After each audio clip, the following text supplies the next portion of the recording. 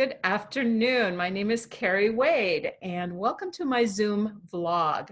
Something a little different I'm doing here lately, just to kind of get the conversation away from COVID-19 a little bit and back into our normal lives and the same issues that we all have to deal with regardless of what's going on in the world around us. So I'm really excited today because I have a dear friend of mine, Dr. Maggie Garvin, who is a naturopathic physician here in Chandler. And she's with me today, and I've asked her to share some things about sleep and insomnia, because this is something I'm hearing from a lot of people and that I've experienced myself lately as well. And so there are certain things that can bring about the insomnia and having a hard time sleeping, staying asleep, that sort of thing. And so Maggie is going to share with us some information about that and some things that we can do to help improve our sleep and our sleep quality. So, Dr. Maggie, welcome. I would Thank love for you to just tell us a little bit about yourself and how you came to be a naturopathic physician. Sure. What was your one big thing that really drove you to it? Okay, I have two big things that really drove me to it. But let me introduce myself. My name is Dr. Maggie Garvin. I'm a naturopathic physician in Chandler, Arizona. I have a practice in South Chandler on Gilbert Road in Queen Creek in the Carmel Professional Plaza. It is called On Being Well Naturopathic Medicine. Um, I live and work in the same community, so I absolutely love that. Um, I came to naturopathic medicine, didn't even know naturopathic medicine existed until maybe about 15 years ago or so now. I had an aunt, a, just one of my most favorite people on the planet. Um, she was diagnosed with ovarian cancer, and I was doing some research on how to support a family member who has cancer. And I went to several different websites, and I found out that most cancer is preventable. Upwards of 90% of cancers are diseases of lifestyle. And I couldn't hardly believe that information. It wasn't, that was new information to me. And I thought, how is this information not being shouted from the hills? And think of all the grief that and fear and time and money and all this that goes in with a cancer diagnosis. Like, why are we not screaming that from the mountains, just telling everybody about that? And she passed away, and I needed to do something different. I was working for my parents, which I absolutely loved working for them. I worked my heart out every single day, 110% every single day. But it wasn't at that time. Then it became, I needed to do something different because life was short, right? And I had two friends and another aunt pass away, all within like 6 or 8 months of each other. And it was just, you take stock, right? So I thought, oh, I got to do something different. And I knew I would need to go back to school. I was a political science major from ASU. I always thought I would be a lobbyist of some sort, but I did real estate. Um, and I went on to ASU's website. I knew I wanted to do something with nutrition. They had a nutrition program, and it said it was a bachelor's program, and it said most of these students go on to medical school. And it just hit me like a ton of bricks. And I said, that's what I'm going to do. I'm going to be a physician, but I'm going to be a physician that educates. I'm going to do this differently. So when I went in search of medical schools that were here in the Valley, I found the Southwest College of Naturopathic Medicine. I didn't even know it existed. I had never heard of it before. And they had an open house about a week after I was doing this search. I went to the open house. I fell in love with it, and and that was basically basically it. And then it took me about a year to wrap up my job with my folks. And I got into medical school. It was 4-year medical school. And that was the main thing that got me into naturopathic medicine. But really what solidified the need for this was even my son, who was had ear infection after ear infection, asthma, and eczema. I had someone recommend that I take him to a naturopath. This is kind of all around the same time, and they told me to take him off dairy. I took him off dairy, and no more ear infections, asthma gone, eczema gone. And at the time, that was like magic to me, because he had tubes. He was on antibiotics every 6 weeks. I had specialists and all these things, and medications and breathing treatments. And it was that simple thing. It was his diet. Of course, that's what I was feeding him every day too, like a good mom, right? I gave him yogurt and cheese and little goldfish and, you name it, milk. I gave it to him. And it was absolutely ruining his little body. And those are the two things that led me and absolutely solidified my desire to become a naturopathic physician. Wow, that's really great. And I know that one of the feedbacks that I get from people that I refer to you, because I love so much what you do, but that is that you are so caring and you spend so much time with your clients.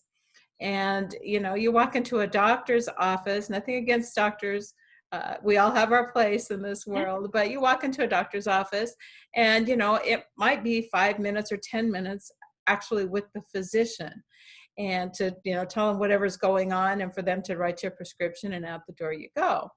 And when you come to somebody like you're really there Yeah. more sometimes. You're going to ask all these questions. You're really going to dig deep and listen to what the person is telling you. And I think that is something that we all miss. And I know that make what you do even more special, aside from the fact that there are so many natural remedies eliminating a food source. I mean, how hard Yes. is that? Yeah. And so, I mean, that is really a big deal. That makes a lot of difference. So let's talk a little bit about sleep. So what is good sleep? How would you describe good sleep? So good sleep is where someone can easily fall asleep, they stay asleep, and they wake rested. That is good sleep. Mm. Sometimes that's a challenge. Yeah, I was going to say, yeah, I love those days when that happens, but unfortunately, Yeah, I think that's not really the norm for most of sure. us. There's Yeah. always something. It's that turning off that brain at night Yes. is a tough thing. So what are some things that we can do to help improve our sleep? Yes. So it actually starts very early in the day. What you do the first when you wake up will set you up for how you fall asleep. So there's some things that if we do some things during the day, in the morning, avoid some things during the day, and have a really good sleep routine in the evening, we will set ourselves up for really good sleep. Now, people that have trouble sleeping, as a rule, long-standing trouble sleeping, you don't do these things that I recommend just once, right? And then it's a miracle and you have this fabulous sleep. It doesn't, nothing works like that. So we have to commit to a routine and commit to it for a long period of time, weeks, 4 weeks, 6 weeks. And what you'll notice is consistency compounds, just like anything we do.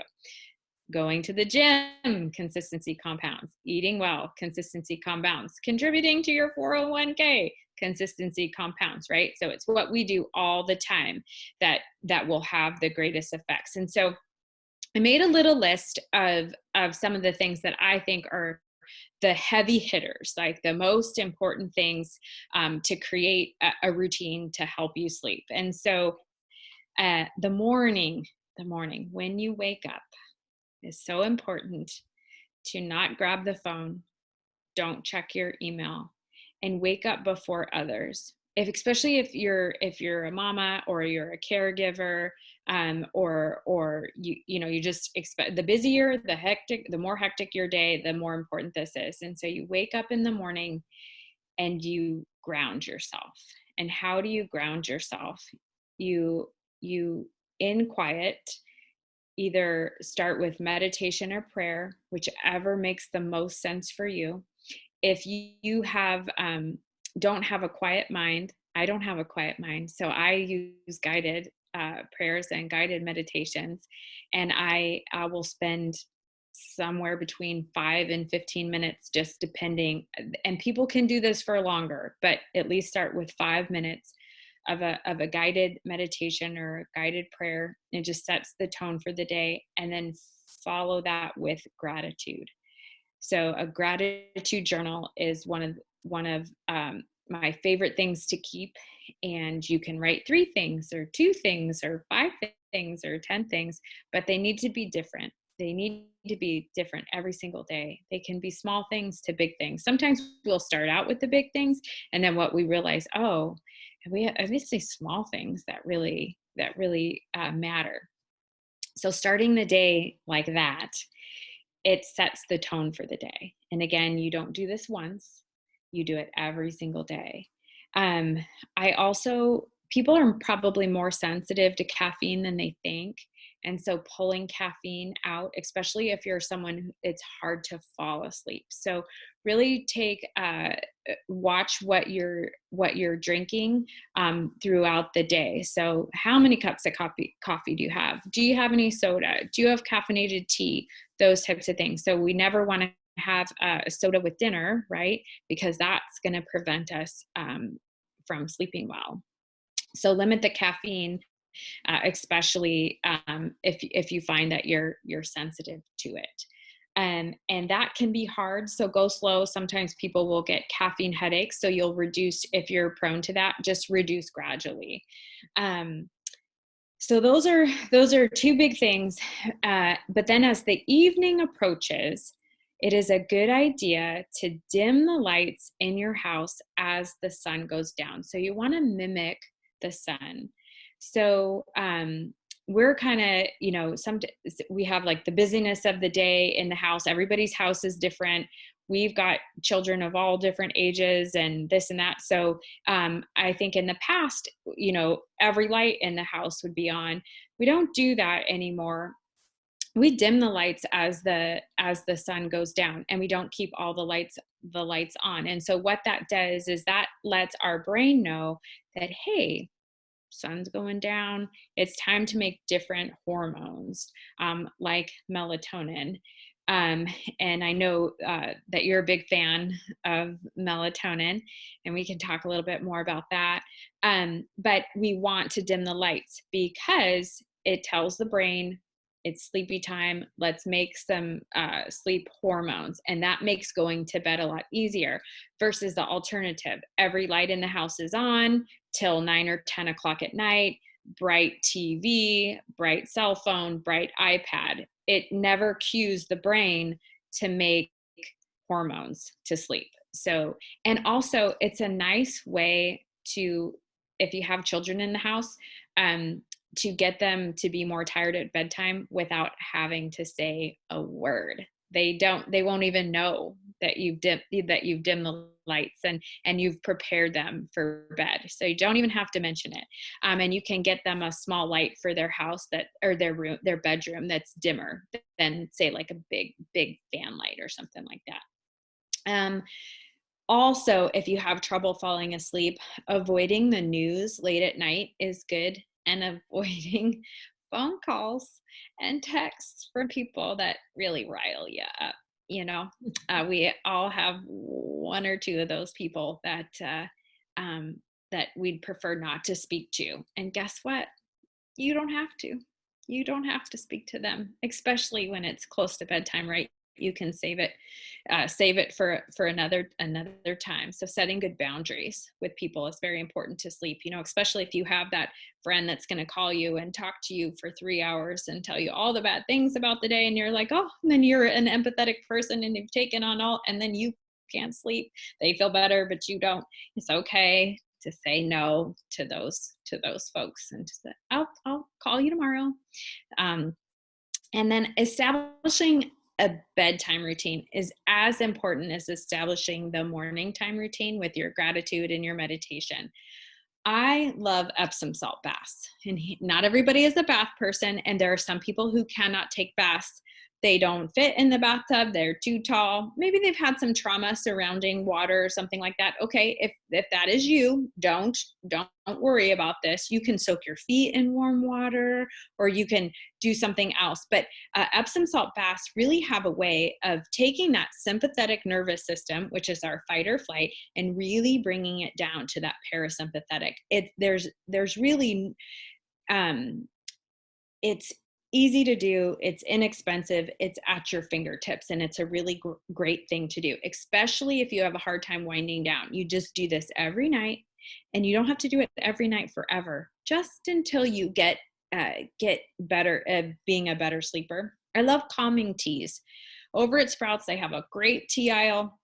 Chamomile is really good, especially if you're really irritable, you're kind of crabby, and children should be afraid, coworkers should be afraid. Chamomile is a great tea. And then there's other ones. You can pick it out by the name: Sleepy Time, Calm, Stressies, Nighty Night. There's lots of good ones out there. They're all a little bit different because whoever formulated them has their special herbs that they think are the best herbs. That's one of the beautiful things about herbalists, is that they each have their favorite and they make their own blends. Neither one is good nor bad. It's just try one and see what you think. And then ending the day with a journaling. I think people don't take journaling as far as they should. They might just kind of write down a few things, and after a couple minutes, like, I'm good. I've said all that I've needed to say. Really, just sit with it for a little bit longer, and you'll find, like, oh, I have this thought, I have that thought, and you can get those things out. And the more you get out, the better you'll sleep. So those are my best recommendations that I have for routines to sleep. I love those. Those are great. And I would add on the Epsom salt bath, you might want to listen to a yoga nidra or meditation while you're in the bath. Or if you can't take a bath, that's a good time to go sit and be quiet and replace that with a yoga nidra or a meditation that's recorded, and to bring yourself into that peaceful, quiet place as well. So those are great recommendations. I really appreciate that. And I had something else that just came to my mind. I always do this. My train leaves the station without me all the time. On that topic of yoga nidra, Mhm. some of the most peaceful times that I've ever had have been through a yoga nidra meditation. And so I'm sure your audience, they know it well. But if anybody hasn't tried it, it is absolutely one of the most wonderful, peaceful things that you can do for yourself. And so I wholeheartedly agree, uh, doing yoga nidra on a regular basis to help calm. Yeah. And I'm trying to get more yoga nidras, recorded ones on YouTube out there too. Right now, it's one of my projects, along with some self-hypnosis type stuff that I'm recording. So yeah, find a yoga nidra and listen to it. It does have a way to really bring you to that really still, quiet place. And it's a place that we don't often visit. Mhm. And the yoga nidra as well, any kind of meditation really, I mean, most types of meditation anyway, will also help to replenish those hormones, the melatonin, and reduce the cortisol, Yes. and all of those things that our body needs in a natural way and in the right amount, so you don't have to guess. The problem I have with melatonin usually is that I have to keep experimenting with how much, And what I take one day might like totally mess me up the next day. So it's really hard to do it that way. But if I'm doing my yoga nidras every day, I can keep that pretty well under control. A lot of times I turn one on when I'm going to bed at night, and I may not be awake through it all, and that's okay. Yeah, that sounds lovely. Yeah, and I love how you say, turn off the news at night, late at night, and the phone. My phone does go on do not disturb at like 8 o'clock at night, but I still look at it. So I need to create a habit for myself. That was an aha for me today, to just not even look at it. Because yeah, some text that, is a random, we need to talk tomorrow. Where does that put your head? You're like, oh my God, what's going on? Why do we need to talk tomorrow? What did I do? Am I in trouble? And your Yeah. mind spins this whole thing when it might be just somebody saying, hey, can you help me out with this? Or could you send this over? So Yes. that's really good advice, to just stay off of that and to stay away from some of those phone calls and texts that happen, and emails even, that happen Yeah. later in the evening, so that you don't go to bed with those things on your mind. Because that the hardest, I mean, the longest mile sometimes is from that point where you lay your head on the pillow until where you actually fall asleep. Hmm. It takes a while sometimes for those thoughts to just turn Yeah. off. I know what I was going to ask you. I Okay. caught up with my train. What about naps? How do you feel about naps? Okay.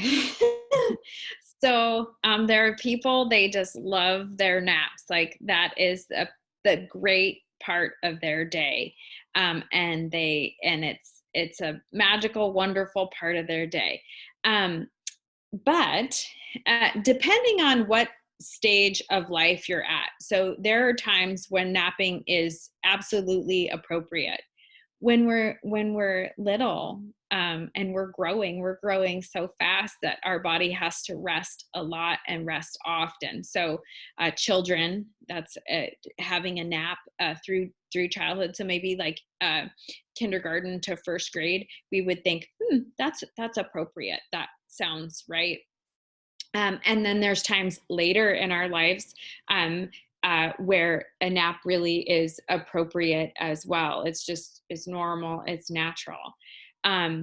It isn't normal for, here's something really common that I see, is that you have a and I treat primarily women, but I do have some men, and they will nap. The need for a nap makes me question their energy, right? So, what is going on? Is it thyroid dysfunction? Is it uh, sometimes there's other things, but hypothyroidism will really create the need to nap. Is your blood sugar out of control, right? Did you eat lunch and then after lunch you need to go fall asleep? You can barely keep your eyes open because your blood sugar is so out of whack. So needing a nap for young adults, I question, why do you need it? How often do you need it? Maybe it's a lazy Sunday and it's raining and you just put on a movie and you need a nap. Okay, great. But if you need a nap every day or a few nights a week, or a few days a week, just to keep yourself going, we got to look at that a little further. Yeah, okay.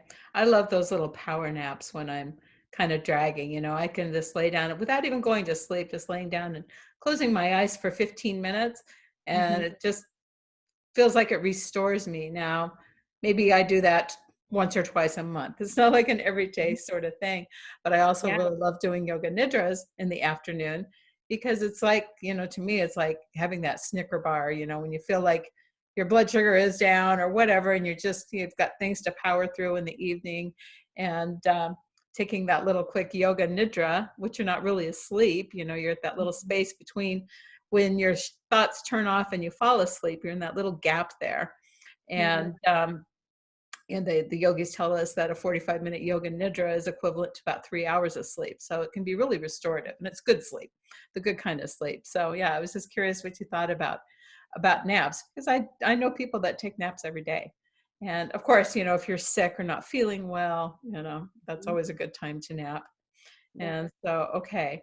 So, what about, you kind of touched on blood sugar and hyperthyroidism. I think we could do entire episodes on those. So there's so Mhm. much information, but what are some other reasons that people might have poor sleep? Sure. So the obvious ones are maybe sleep apnea, and it just wakes you, kind of like mildly wakes you, or you don't even know that you're being woken from sleep, and you wake up and you have a headache and you're tired. You just can't get your rest. And so the that you need to go for a sleep study and get diagnosed, and get a CPAP machine, or something, an intervention of some sort. So those are like pretty common reasons where your sleep quality would be poor. um some of the more, and then of course, like and something acute, something that just happened where you cannot sleep. You had a loved one die. You're not gonna sleep well. You're not. It's grief, just it's awful, and sleep is one of those things that gets affected usually with grief. Something very shocking, um the losing a job, being let go from a job, um having a betrayal, a serious betrayal, maybe infidelity, or a best friend, or financial betrayal, someone stole from you or something like that. These acute things where in the beginning of it, you're not going to sleep, and that's common, and it's expected. It's when we have long-term inability to sleep. And here's some of the most common things that I see. So adrenal fatigue.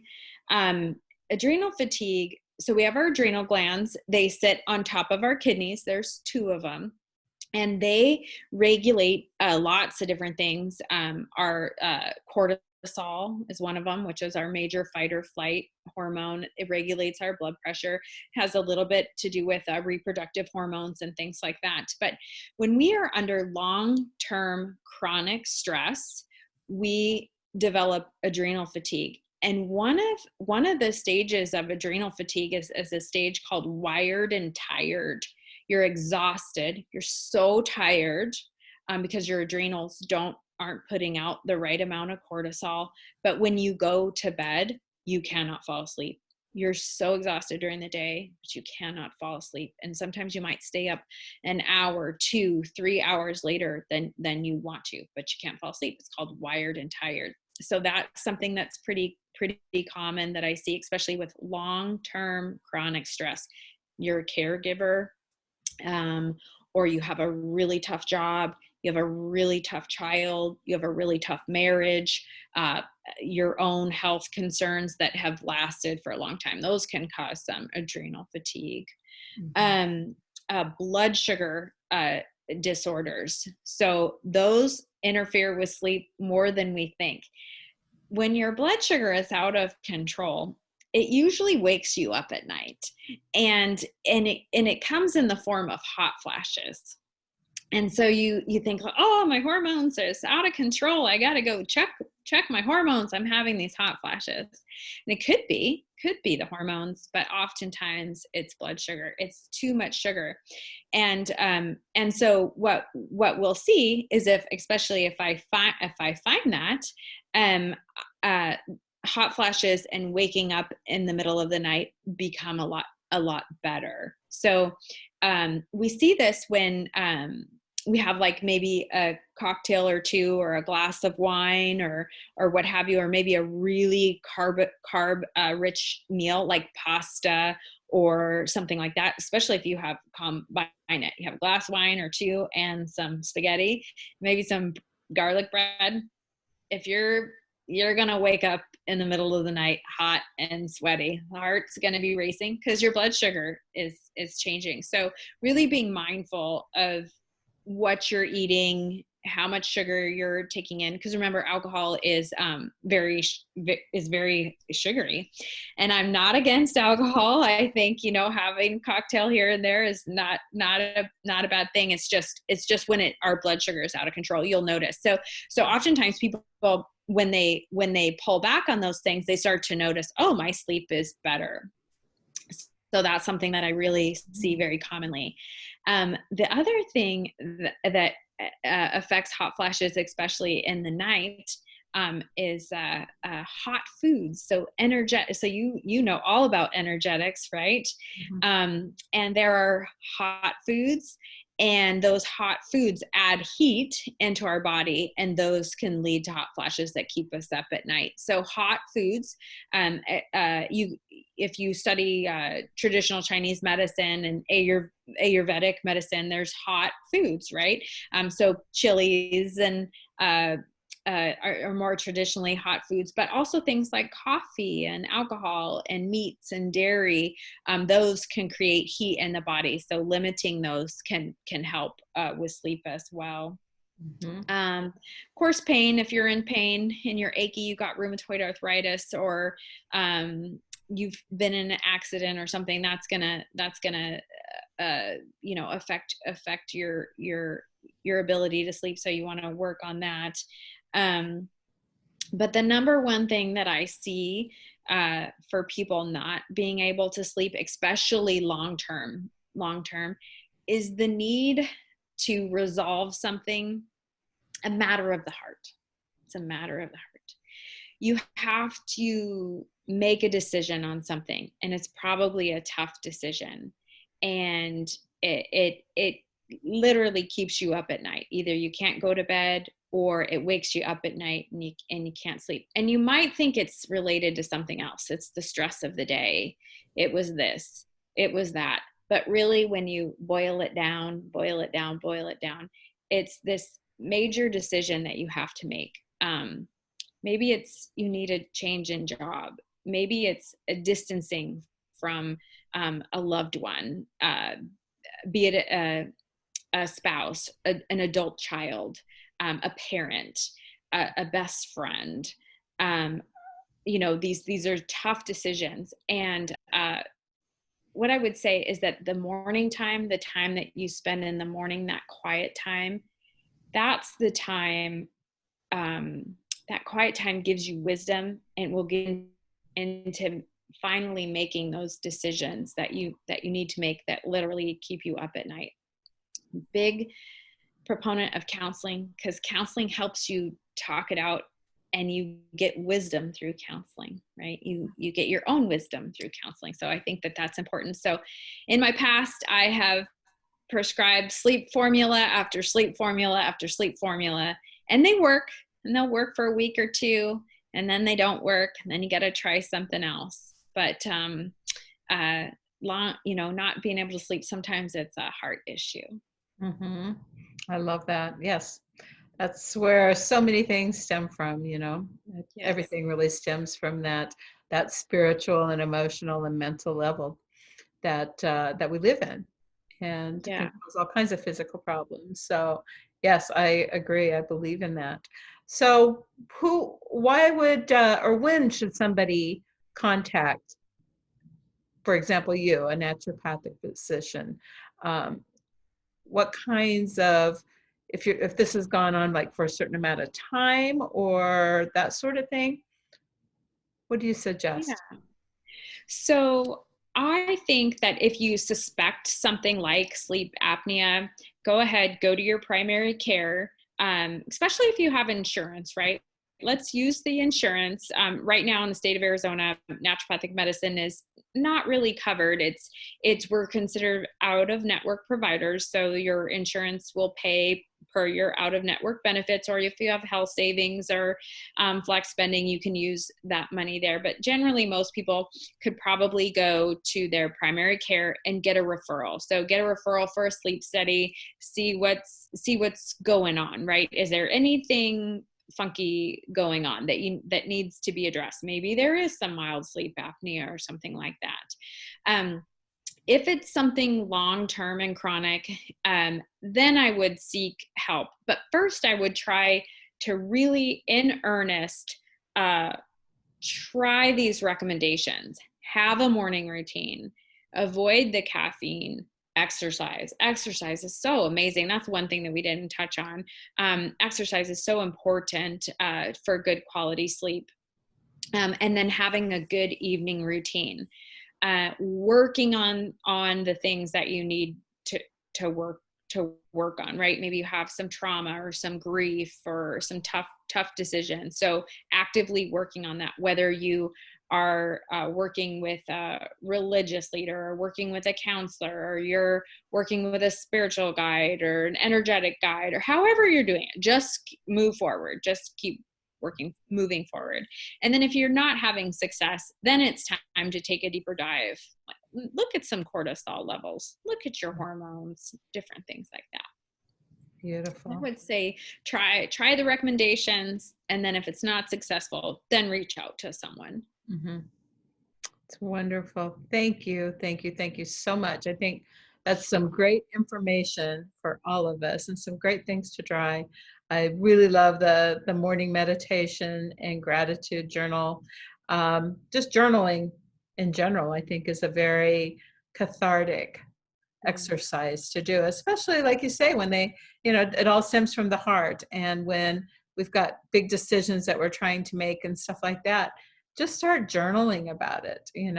I love to make the list, the pro, the con list, and look at everything on a list. And my answers become pretty clear to me sometimes by doing that.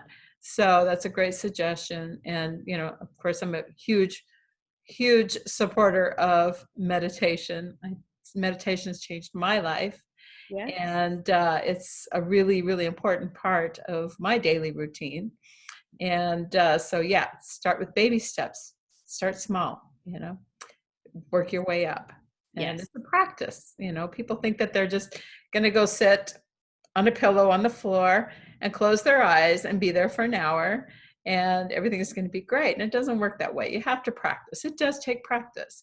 And it can be frustrating, I know, at first for people who are new to it, because you're like, I can't turn off my thoughts. I can't do this. Well, you don't have to turn off your thoughts. You just have to move your consciousness outside of those thoughts, really. And so, just start practicing little baby steps. So thank you so much, Maggie. I Thank really you. appreciate it. These are great tips. I just wanted to share my screen here real quickly with your website information. Maggie's website is called onbeingwell.com. And she's got lots of great information on here about all kinds of things that she does, anti-aging, thyroid, pain, Botox, hormone therapy, anxiety, weight loss, insomnia, all these wonderful things on here. So go check out everything she does. She's located in Chandler. She's right over near Gilbert Road and Queen Creek. And I just can't give her any more stars than what I give her. So much. You're awesome. And like I said, all the feedback I've ever had from friends and clients that I've sent your way have just been, they just rave. They absolutely rave about you. And you are very caring. And that is really missing in a lot of our care that we get today. So thank you for being you, and thank you for being here. If you have any questions for me, you can reach me through my website as well, kerriwade.com. And I just appreciate these. If you have ideas for any topics you'd like to see, again, reach out. Send me a note, send me an email, send me a message on YouTube or on Facebook or wherever. And let me know what you'd like to hear about, and we'll do it, okay? Thank you again, Dr. Maggie. Thank you. And why don't you give us your phone number real quick too, Maggie? I gave their website. Why don't you give us your phone number? The phone number is 602-500-8252. And the phone's on the website as well. Okay.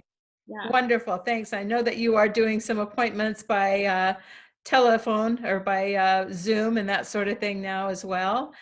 and Yeah. with the current guidelines that we have. So yes, reach out to her if you have any questions. And thank you.